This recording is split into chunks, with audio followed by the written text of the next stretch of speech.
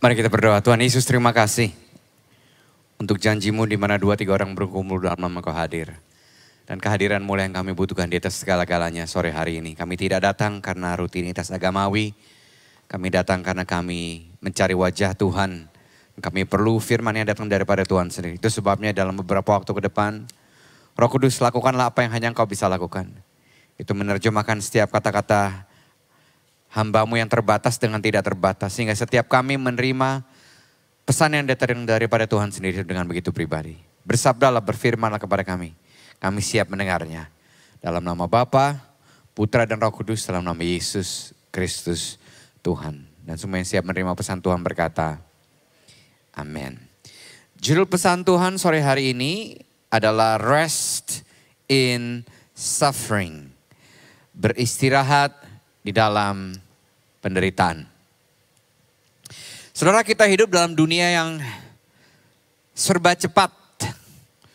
Bahkan perkembangan teknologi dan perubahan zaman terjadi dengan semakin cepat setiap harinya.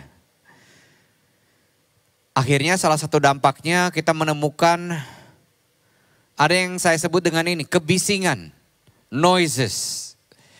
Baik kebisingan secara visual, kebisingan audio, dan juga mungkin kebisingan secara mental. Yang sadar atau tidak berpotensi membuat manusia akhirnya menginginkan hal-hal yang lebih ini dan lebih itu. Menginginkan hal-hal yang lebih cepat sehingga akhirnya segala sesuatu yang lambat itu diartikan negatif. Mulai dari jaringan internet sampai kepada pemuasan keinginan. Itu sebabnya ada waktu-waktu di mana kita lagi kepengen makan sesuatu, memesannya melalui aplikasi, dan disediakan fitur yang ekspres. Kenapa? Karena makin kesini kita seperti dikondisikan untuk menginginkan segala sesuatu, dan kalau kita sudah menginginkan sesuatu, gratifikasinya kalau bisa instan. Akhirnya yang namanya proses dinilai sebagai sesuatu yang kurang asik. Sehingga hari-hari ini saudara, menurut saya yang namanya kesetiaan, kegigihan atau grit, dan juga komitmen adalah suatu komoditas yang langka dimiliki oleh manusia pada umumnya. Kita juga bisa terkondisi untuk mencari hal-hal yang lebih kekinian. Karena istilahnya, kalau istilah yang anak saya suka pakaikan sama saya, Dedi itu kudet ya, kudet katanya. Apa itu kudet? Kurang update. Alias kurang keren. Sehingga kita terpaksa untuk mencari, sepertinya terpaksa untuk mencari yang lebih kekinian. Atau juga lebih estetis.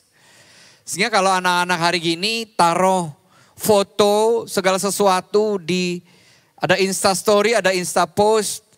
Dan mereka bilang gini, kalau yang ditaruh di post itu harus jangan sampai merusak keseluruhan feed. Kalau yang gak terlalu bagus, taruh aja di Insta Story karena 24 jam toh anyway hilang. Gak jarang juga kita akhirnya juga mencari segala sesuatu yang lebih menghibur, lebih entertaining. Sehingga kalau ada sesuatu yang dinilai membosankan, akhirnya kurang diberi perhatian. Well, thanks to social media, media sosial akhirnya melatih kita juga untuk terlalu cepat menyimpulkan. Kita menyimpulkan sebuah konten bagus atau tidak berdasarkan penilaian kita dari beberapa detik pertama. Baik dari segi estetikanya maupun ini viral atau enggak, udah berapa view. Padahal saudara, menurut saya sebagai seorang pengikut Kristus, apa yang media sosial tawarkan kepada kita tidak seharusnya menjadi parameter yang kita juga pakaikan atau ukurkan untuk menilai segala sesuatu yang terjadi dalam kehidupan kita. Apalagi kalau kita memiliki akun media sosial tanpa punya tujuan yang bijak atau saringan atau filter yang benar. Nggak heran 1 Korintus 6 ayat 12 katakan demikian. Segala sesuatu diperbolehkan bagiku. Tetapi tidak semuanya berguna. Baca sama-sama yuk. Yang kedua, 3, 4. Segala sesuatu diperbolehkan bagiku. Tetapi aku tidak akan membiarkannya menguasai aku. Ada orang-orang tertentu yang kayaknya kalau belum in touch with social media kayak belum sarapan gitu kira-kira ya. Padahal dulu zaman-zaman dulu sekali ada istilah gini, no Bible, no breakfast. Gak baca Alkitab, istilahnya dulu sate. Ada yang tahu sate? Apa itu? Wah, sama kita musimnya. Anak-anak hari gini sate adalah sate. Tapi bagi beberapa kita sate adalah saat teduh. Dimana kadang-kadang dulu suka ditanyain sama kakak rohani kita. Udah sate belum hari ini?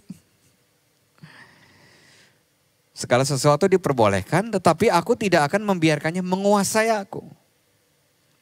Salah satu studi menunjukkan hubungan antara peningkatan penggunaan media sosial dan kenaikan tingkat depresi.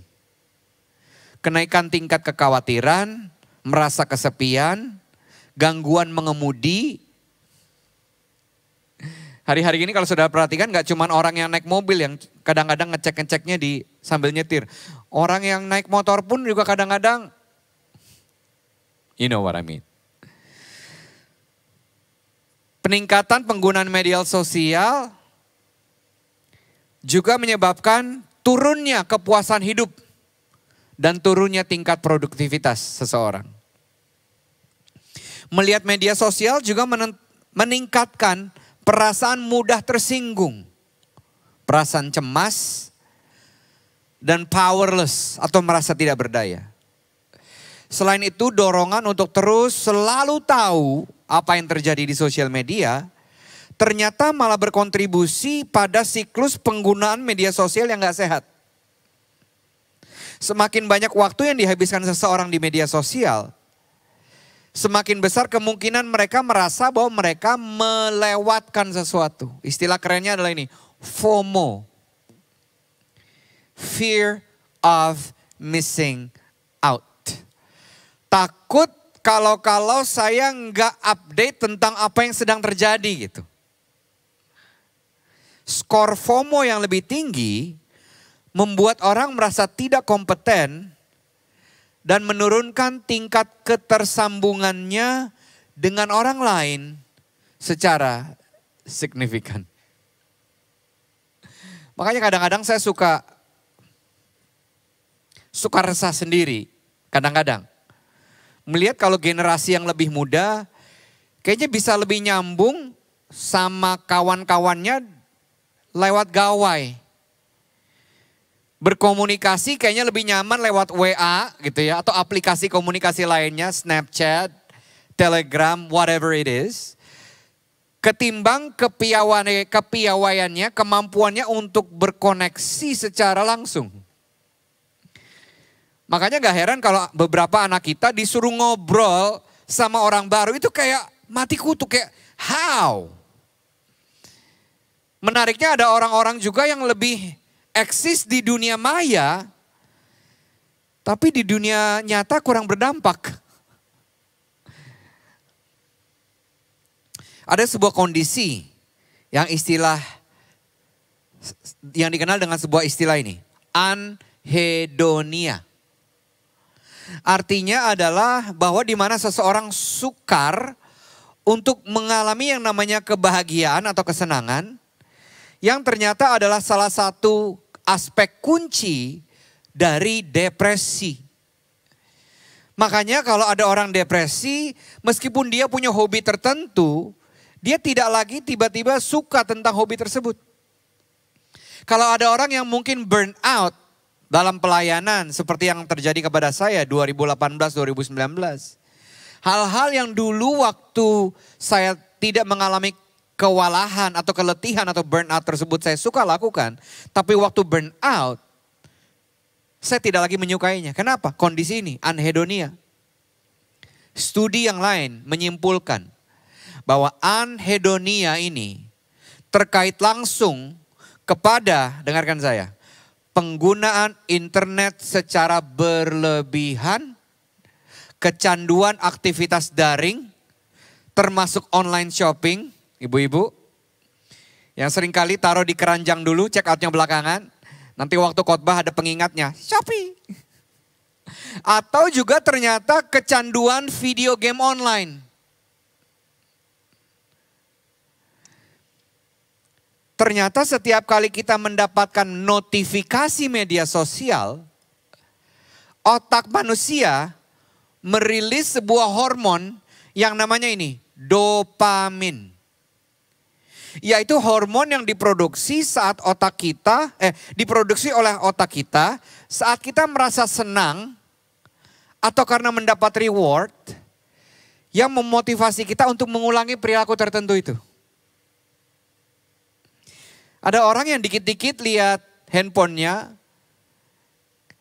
kayak dapat pesan dari Pak Jokowi gitu kira-kira ya. Ada notifikasi-notifikasi tertentu padahal nggak terlalu penting, tapi udah jadi terbiasa aja. Lihat lagi, lihat lagi. Nah, saudara, nggak heran ya. Waktu kita berhadapan dengan hal-hal yang rumit. Hal-hal yang buat kita merepotkan. Hal-hal yang buat kita mengusik kenyamanan. Yang tidak merilis hormon dopamin ini, atau istilah lainnya, hormon feel good.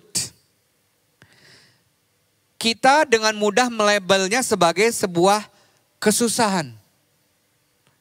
Pertanyaannya adalah ini, lalu bagaimana waktu dalam kehidupan sehari-hari kita diizinkan Tuhan mengalami yang namanya penderitaan? Nah, bicara tentang penderitaan, saudara, Yesus pernah berkata bahwa penderitaan adalah sebuah kepastian di dunia ini. Termasuk buat orang-orang yang mengaku dirinya adalah pengikut Kristus. Kita buka ayatnya di Yohanes 16. Di dalam dunia ini kalian akan mengalami banyak apa, saudara? Penderitaan dan kesusahan. Tetapi bergembiralah. Karena aku, Tuhan, telah mengalahkan dunia ini. Yesus ternyata melihat sesuatu yang jauh lebih besar, jauh lebih kekal, melampaui yang namanya penderitaan atau kesusahan. Yang setiap pengikutnya juga bahkan akan alami. Yang Yesus lihat adalah bahwa adanya kemenangan, tahan uji, kegigihan dalam setiap diri pengikut Kristus. Menariknya kata bergembiralah berasal dari bahasa Greka, Yunani, tarseo. Yang artinya apa? Tenanglah. Kuatkanlah hatimu waktu engkau menderita. Teguhkanlah hatimu. Percayalah. Dan juga bergembiralah. Semua yang saya sebutkan barusan adalah hal-hal yang sangat tidak alami tentunya. Waktu saudara dan saya melewati yang namanya masalah dan penderitaan, bukan? Yang lebih alami justru apa, saudara? Panik, takut, kecewa, tawar hati, merasa sebagai korban, atau bahkan kita mulai marah kepada keadaan, kepada orang lain, dan juga bahkan kadang-kadang kepada Tuhan. Saudara, kabar baiknya adalah ini, bahwa saudara dan saya bisa mendapatkan ketenangan, kekuatan, hati yang teguh, iman percaya, dan sukacita dalam penderitaan. Waktu kita mengubah fokus kita dari kesusahan dan penderitaan kepada Tuhan yang sudah mengalahkan dunia ini. Saudara bisa. Saudara bisa. Sayangnya banyak kita yang mungkin punya teologi yang sehat tentang keberkatan. Lebih sedikit kita yang punya teologi yang sehat tentang penderitaan. 1 Petrus 5 ayat 7 bilang gini. Serahkanlah segala kekhawatiran dan kesusahan saudara kepadanya. Karena ia selalu mikirin kita. Ia selalu mengawasi segala sesuatu yang berkenaan dengan saudara. Dengan kata lain, Tuhan selalu pegang kendali terhadap apapun yang saat ini terjadi dalam hidup kita. When God is in control, nothing is out of control. Waktu Tuhan pegang kendali dalam kehidupan kita, tidak ada yang sebenarnya terjadi di luar kendali Tuhan. Kenapa hari-hari gini ada sebuah istilah kesehatan mental yang kadang-kadang dipakai? Overthinking. Tahukah saudara bahwa overthinking adalah sebuah usaha untuk mengambil kendali dari Tuhan? Kenapa ini adalah sebuah usaha untuk mengambil kendali dari Tuhan? Karena overthinking adalah mencoba mencari tahu skenario-skenario apa yang mungkin terjadi supaya kita bisa mengantisipasi segala sesuatunya sebelum segala sesuatunya itu terjadi. Ini ibaratnya mengambil kendali yang harusnya hanya Tuhan yang bisa pegang. Itu sebabnya sekali lagi saudara, when God is in control of our lives. Waktu Tuhan ada di posisi tertinggi, memegang kendali terutama dalam kehidupan kita, tidak ada segala sesuatu pun yang di luar kendali Tuhan. Hashtag goodbye overthinking. Waktu ada seseorang hampir tenggelam di sebuah sungai atau kolam renang, akan sulit untuk menolong orang ini kalau dia masih bergumul dengan seluruh kekuatannya.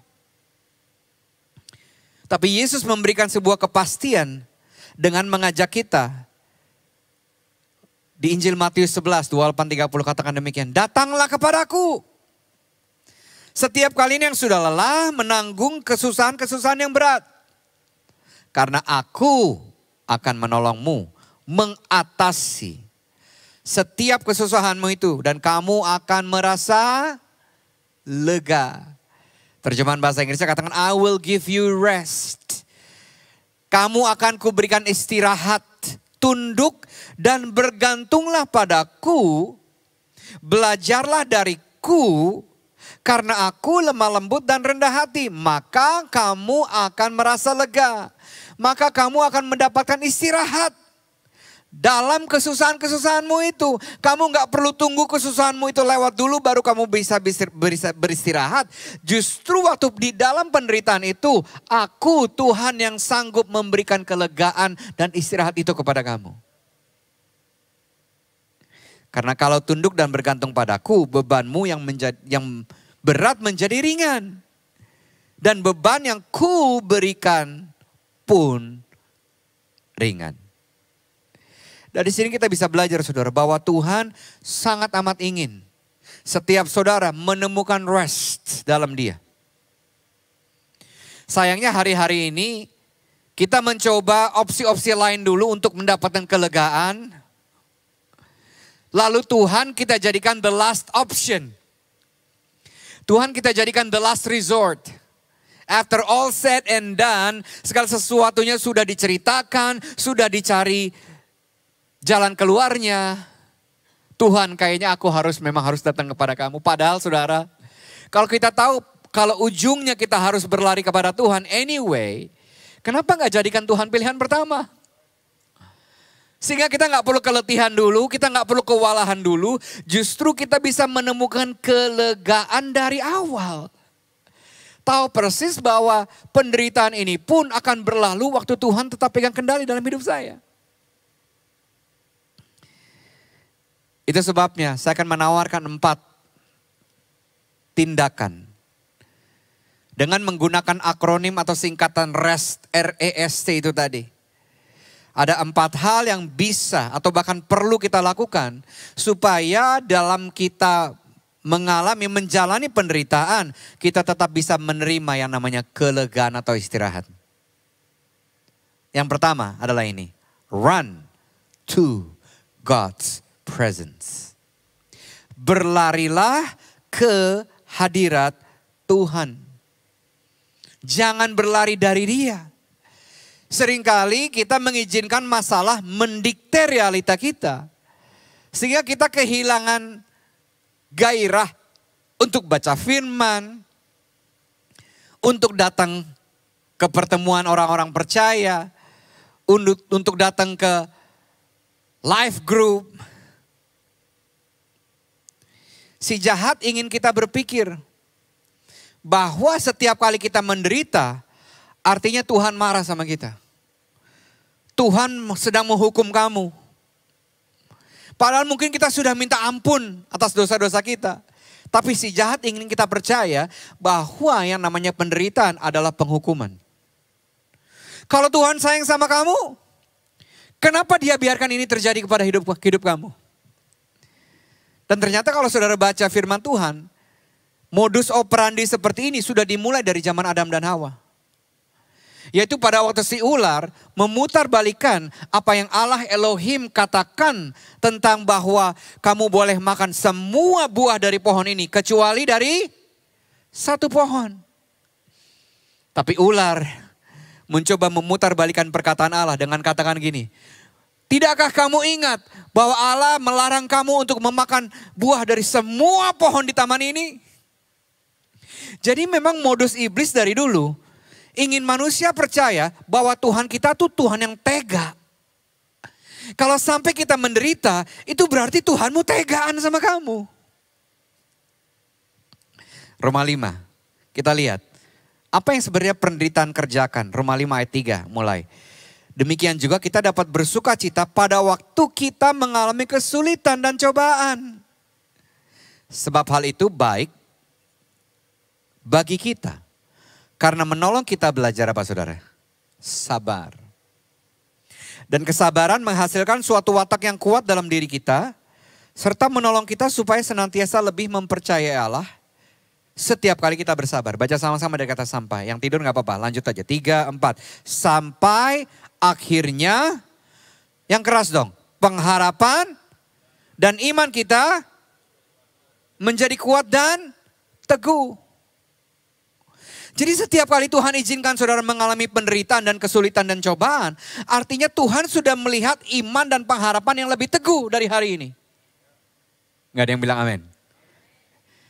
Tuhan sepertinya lebih percaya sama kita, lebih daripada kita percaya sama diri sendiri. Terutama waktu kita lagi mengalami pencobaan dan kesulitan dan penderitaan.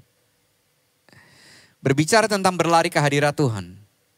Ada sebuah mazmur yang begitu indah menuliskan tentang kehadiran Tuhan buat kita. Mazmur 139.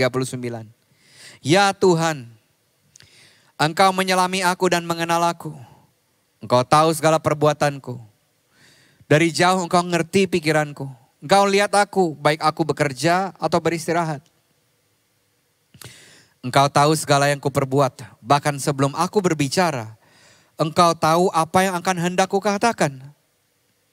Kau kelilingi aku dari segala penjuru.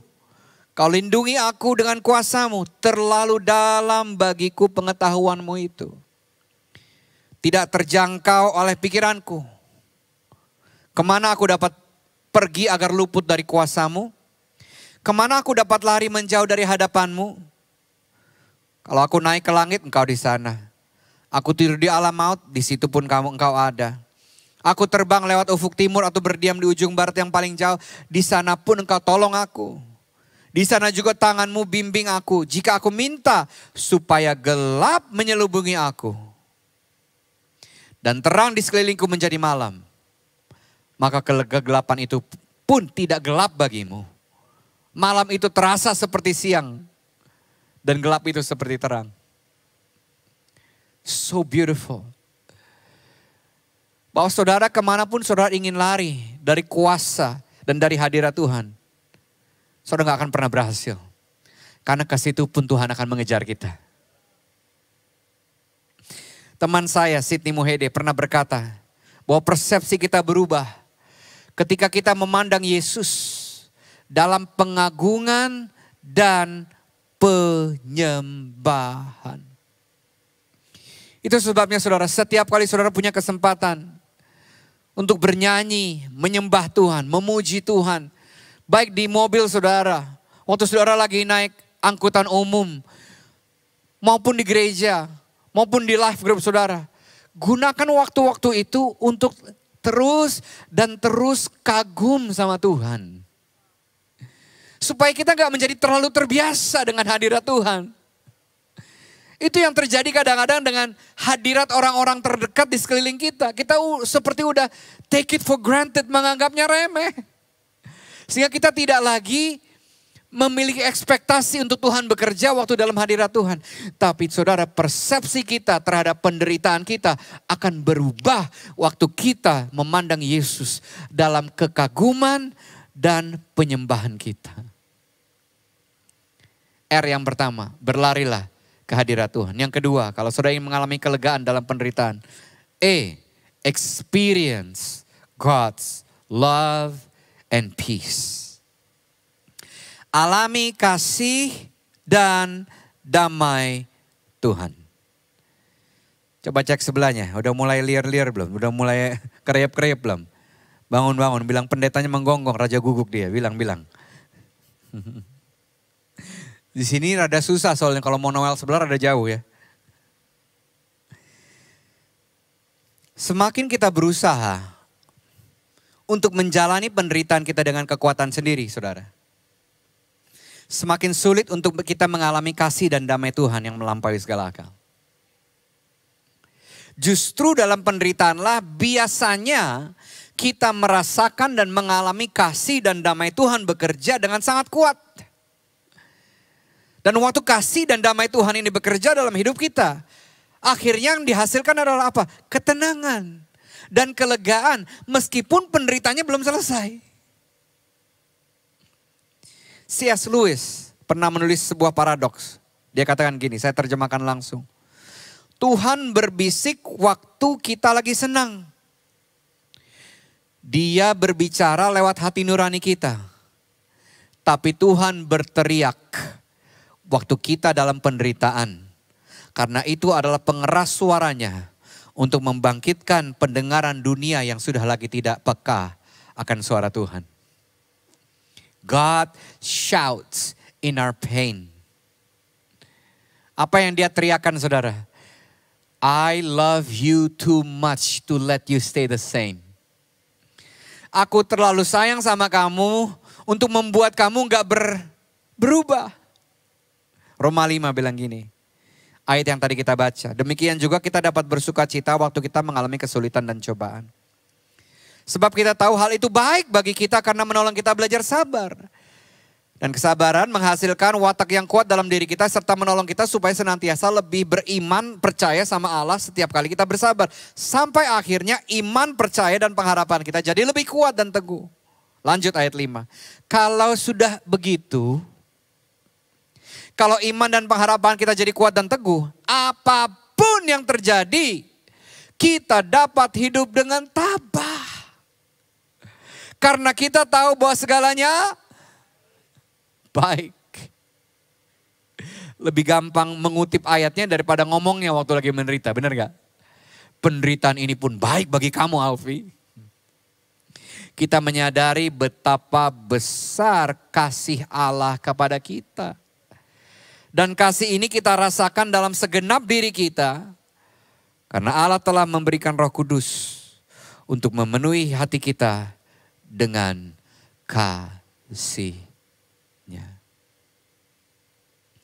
Waktu saudara lagi ngalami penderitaan,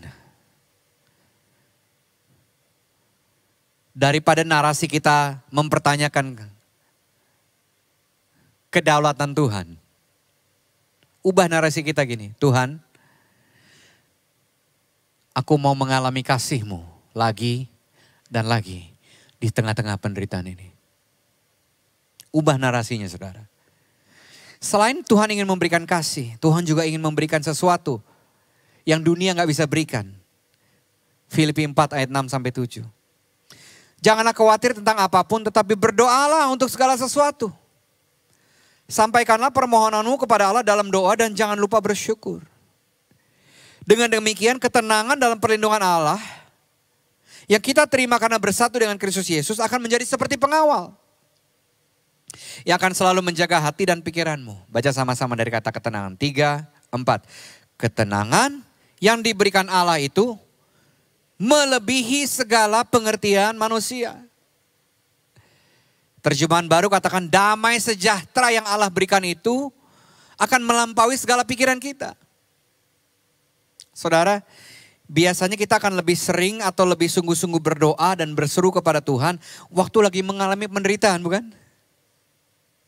Doa kita jadi lebih personal. Bukan doa yang cuma diulang-ulang kayak doa makan. Kata-kata kita lebih maksudkan. Kosakata kita lebih personal. Waktu kita lagi menderita. Sama persis seperti apa yang Daud alami. Dalam Mazmur 23. Waktu dia berbicara tentang Tuhan gembalaku. Takkan pernah kekurangan aku. Ia membaringkan aku ke padang rumput yang berumput hijau.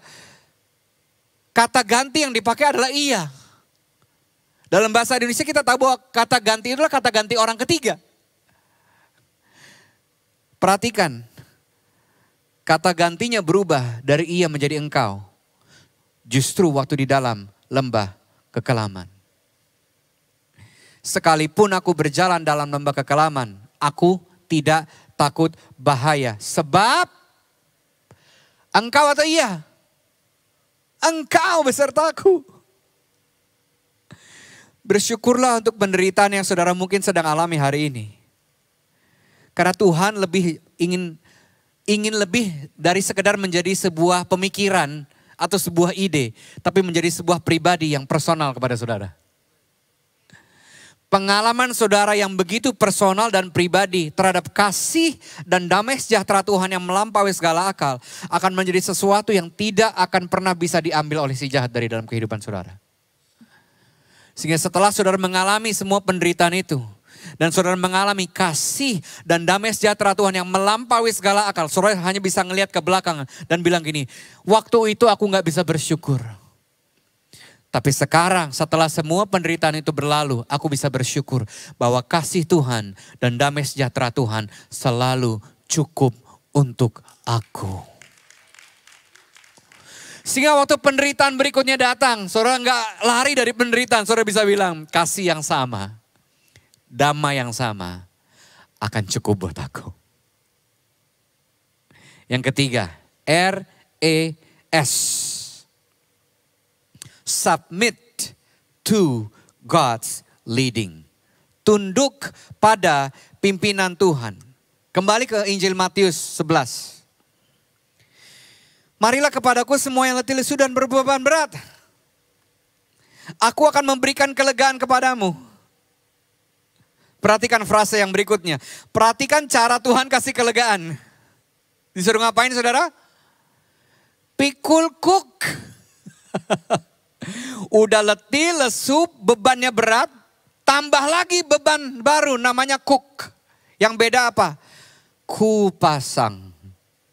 Dan belajarlah kepadaku karena aku lemah lembut dan rendah hati dan jiwamu akan mendapat ketenangan. Sebab kuk yang kupasang itu enak dan bebanku pun ringan.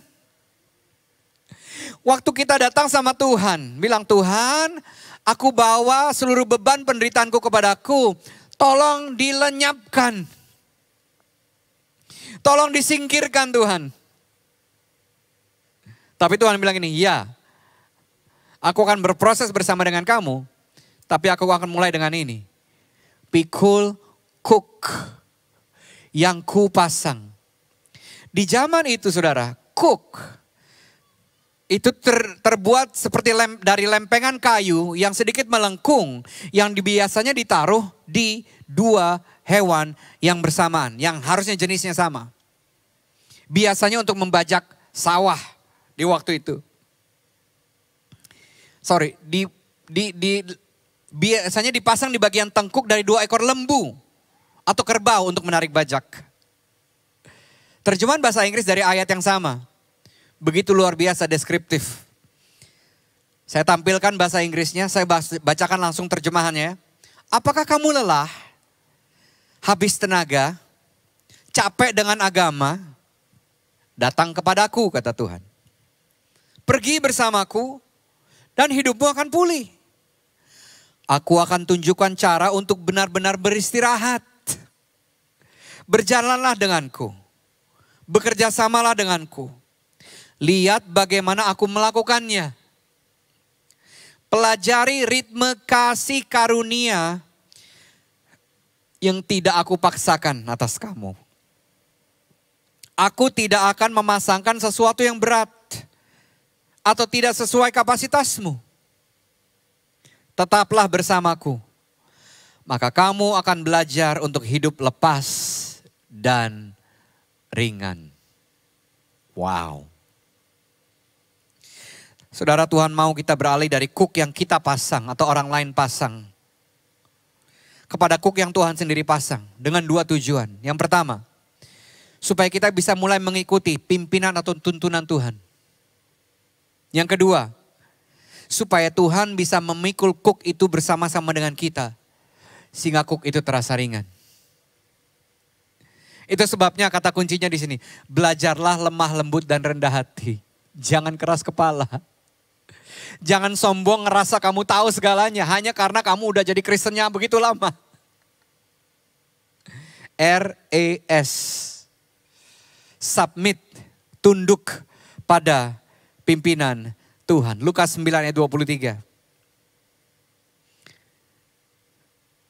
Saya tampilkan Inggrisnya, saya bacakan bahasa Indonesia. Setiap orang yang ingin ikut dengan aku harus membiarkan aku yang memimpin. You're not in the driver's seat, I am. Bukan kamu yang pegang kendali kemudi hidupmu, aku. Don't run from suffering. Jangan lari dari penderitaan. Rangkul itu. Ikuti aku dan aku akan tunjukkan caranya. Again, untuk ini bisa terjadi saudara. Untuk kita tetap mau belajar gak lari dari penderitaan. Kita harus punya hati yang lembut. Harus lemah lembut dan rendah hati. Karena kalau gak gitu kita gak akan mendapatkan ketenangan. Yang ada kita mendapat keletihan. Karena apa? Kekeh sumrekeh bahasa Sundanya. Mau pakai caranya sendiri, mau pakai kendalinya sendiri saudara. RAST. Ada poin yang terakhir, yang tidur boleh bangun. Trust God's heart. Ini 4 poin hari ini. Berlari ke hadirat Tuhan, alami kasih dan hadirat Tuhan, kasih dan damai Tuhan, tunduk pada tuntunan Tuhan, dan yang terakhir, percaya hati Tuhan. Saudara, adalah manusiawi kalau kita lagi menderita lalu kita tanya sama Tuhan, kenapa gini Tuhan? Atau kita tanya, kapan Tuhan? Kamu kayaknya gak seneng ya ngeliat aku seneng dikit ya. Kayaknya menderita lagi. Untungnya tuh saudara, Tuhan gak baperan kayak kita. Sehingga dia tidak terintimidasi dengan keraguan-raguan kita kepada karakter Tuhan. Adalah sebuah usaha yang sia-sia untuk kita selalu bisa mengerti cara Tuhan bekerja. Karena kita adalah manusia. Dan hanya Tuhan yang adalah Tuhan. Dan pikiran dan rancangan dan jalan Tuhan jauh melebihi pikiran, rancangan dan jalan kita. Usaha untuk mengerti rancangan Tuhan sebenarnya adalah juga usaha untuk pegang kendali atas hidup kita sendiri. Dan kalau saudara bisa mengerti setiap rancangan Tuhan, tentunya gak perlu iman bukan? Kalau kita bisa mengerti semua yang terjadi dalam hidup kita, jangan-jangan kita yang Tuhan, dia bukan. Seorang hamba Tuhan, Charles Spurgeon, pernah bilang gini dalam salah satu khotbahnya. Orang duniawi memberkati Tuhan ketika mengalami kelimpahan, promosi, kenaikan omset, dapat jodoh, dapat keturunan. Tapi orang Kristen memberkati Tuhan waktu lagi mengalami penderitaan. Mereka percaya Tuhan terlalu bijak untuk jadi salah. Mereka percaya Tuhan terlalu baik untuk jadi jahat. Mereka percaya hati Tuhan ketika gak bisa melacak tangan Tuhan, intervensi Tuhan.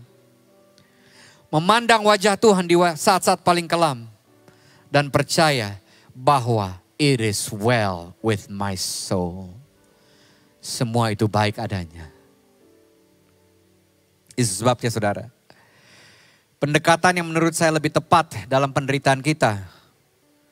Bukan untuk mengerti rencana Tuhan. Tapi untuk mengenali hati Tuhan.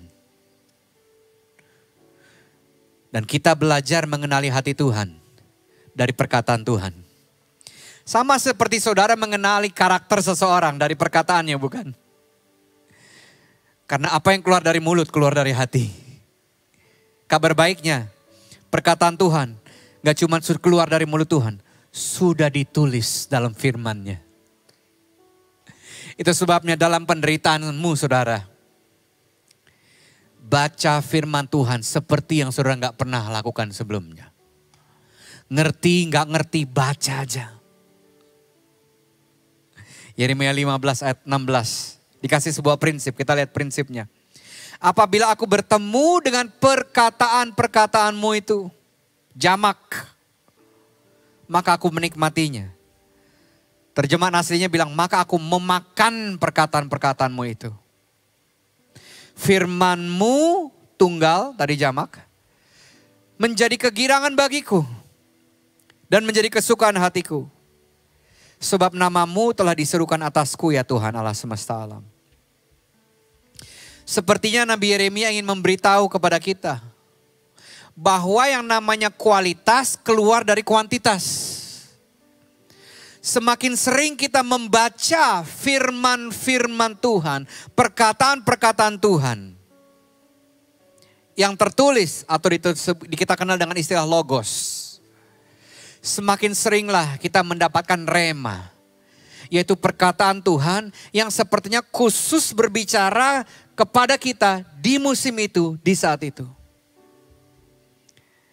Dalam penderitaan kita saudara, perkataan siapa yang kita dengarkan dan renungkan akan sangat menentukan respons kita terhadap penderitaan itu. Itu sebabnya perlu sebuah spiritual training. Disiplin rohani untuk memakan firman Tuhan supaya kita semakin kenal dan percaya isi hati Tuhan. Di mana firman Tuhan katakan bahwa hati Tuhan hanya bisa mendatangkan kebaikan bagi mereka yang percaya kepada Dia. Rest. Saya berdoa, setiap kita akan terus bisa menemukan rest, kelegaan, istirahat. Justru waktu di dalam penderitaan kita. Saja kita semua bangkit berdiri. Kini aku percaya tiada yang mustahil bagimu. Kuasamu kuatkanku, dasarku berharap. Kini aku berserah pada rancangan-Mu bagiku. Ku ikuti panggilan-Mu, ku kan setia sampai akhir hidupku. Saya akan tutup pesan Tuhan sore hari ini dengan berdoa buat saudara. Saja kita semua menutup, memejamkan mata kita dan izinkan saya berdoa buat saudara. Karena saudara tahu ada beberapa bagian atau bahkan mungkin hanya satu bagian dari firman Tuhan yang berbicara begitu pribadi buat saudara. Dan saudara mau merespons kepada firman Tuhan, kepada hidup saudara sendiri. Sehingga saudara yang saat ini mungkin saat mengalami penderitaan. Atau di masa-masa ke depan saudara akan mengalami penderitaan. Saudara tetap akan mengalami kelegaan, istirahat daripada Tuhan. Kalau saudara mau jadi pelaku firman, buka kedua tanganmu di hadapan Tuhan. Gak usah malu sama kiri kananmu, dia gak mati buat engkau, Yesus yang mati buat saudara. Tuhan kau melihat setiap anakmu yang membuka kedua tangannya di hadapan Tuhan. Sebagai ekspresi, kami mau merespons dari pesan yang kau sudah sampaikan lewat hamba-Mu sore hari ini. Tuhan kau berjanji bahwa kami bisa menemukan rest itu, kelegaan itu, istirahat itu. Bahkan dalam penderitaan kami. Ampuni kami kalau penderitaan sempat membuat kami jauh dari Tuhan. Membuat kami mempertanyakan Engkau. Kami tahu kami selalu bisa lari kepada Tuhan dan bukan menjauh dari hadirat-Mu Tuhan. Sebab waktu kami memandang Engkau dalam pengagungan dan penyembahan, persepsi kami terhadap penderitaan kami pun akan berubah. Kami akan mulai melihat kebesaran-Mu dan bukan melihat kebesaran masalah, tantangan, cobaan dan penderitaan kami. Kami mau berhenti mengandalkan pengertian dan pengetahuan kami sendiri Tuhan. Itu sebabnya aku juga berdoa agar kasih-Mu dan damai-Mu yang melampaui segala akal pikiran manusia itu turun atas setiap mereka. Saat ini juga dalam nama Yesus. Sebab adalah lebih baik untuk tidak mengerti daripada tidak percaya bahwa kasih-Mu dan damai-Mu masih cukup buat kami. Izinkan mereka mengalami kasih dan damai yang hanya Tuhan bisa berikan buat mereka. Kami juga terima hati yang lembut. Hati yang bersedia untuk tunduk pada pimpinan Tuhan, tuntunan Tuhan. Bukan kami yang kendalikan hidup kami, tapi Engkau. Sebab kuk yang Kau pasang pun ringan. Karena Kau sendiri ikut memikulnya bersama-sama dengan kami. Pada akhirnya Tuhan, kami terima rasa haus dan lapar akan firman-Mu, akan perkataan-perkataan-Mu yang menjadi kesukaan bagi hati kami. Firman-Mu lah yang membantu kami mengenali isi hati Tuhan. Yang hanya ingin mendatangkan kebaikan bagi kami yang mengasihi Engkau. Yaitu bagi kami yang terpanggil sesuai masuk ke dalam rancangan-Mu yang sempurna. Terima kasih Tuhan Yesus. Mari nyanyikan lagu ini sekali lagi sebagai deklarasi iman-Mu. Sebagai pernyataan-Mu bahwa Engkau sepakat kepada rancangan Tuhan. Kau sepakat Kau akan setia sampai pada akhirnya. Nyanyikan lagi dengan hatimu. Kini aku percaya. Maksudkan yang kau nyanyikan saudara. Tiada yang mustahil bagimu. Amin. Kuasa-Mu kuatkanku,